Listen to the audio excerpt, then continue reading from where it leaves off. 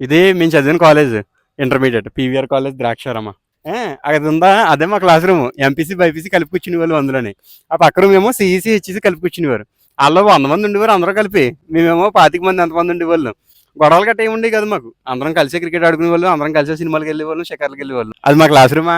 అక్కడ నుంచి ఇలా వచ్చామా, ఇక్కడ వాటర్ ట్యాంక్ ఉంటుంది అనమాట, వాటర్ తాగడానికి వచ్చేవాళ్ళు. ఆ వెనక్కి వెళ్ళిపోయి అటు నుంచి అలాగా ఆ పీవీఆర్ గోడ దగ్గర నుంచి అలా వెళ్ళి ఆ గోడ దూకేసి ఎదురుకుండా వెళ్ళామా, అదిగో లక్ష్మీ థియేటర్. సినిమాకి వెళ్ళిపోయేవాళ్ళు. 10 రూపాయలు నేల టికెట్. 50 రూపాయలు ఉంటే 5 వెళ్ళేవాళ్ళు. 100 రూపాయలు ఉంటే 10 మంది వెళ్ళేవాళ్ళు. 100 రూపాయలు కదా అని బాల్కనీకి వెళ్ళేవాళ్ళం కాదు. మనకి ఫ్రెండ్స్ ఇంపార్టెంట్ కదా.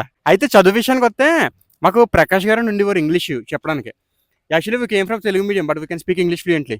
ఆయన వల్లే. ఎందుకంటే ఇంగ్లీషు ఇంత ఈజీగా మాట్లాడొచ్చు అని మాకు నేర్పించారనమాట ఆయన.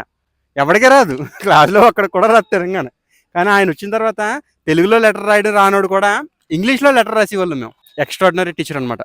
నేను చూసిన schooling, high school, intermediate, degree అన్నింటిలో కూడా ఇంగ్లీష్ చెప్పిన వాళ్ళు టాప్ ఎవరంటే ప్రకాష్ గారు. ఒకవేళ ఏమన్నా నేను 2 ముక్కలు ఇంగ్లీష్లో మాట్లాడగలుగుతున్నానంటే ఆయన వల్లే.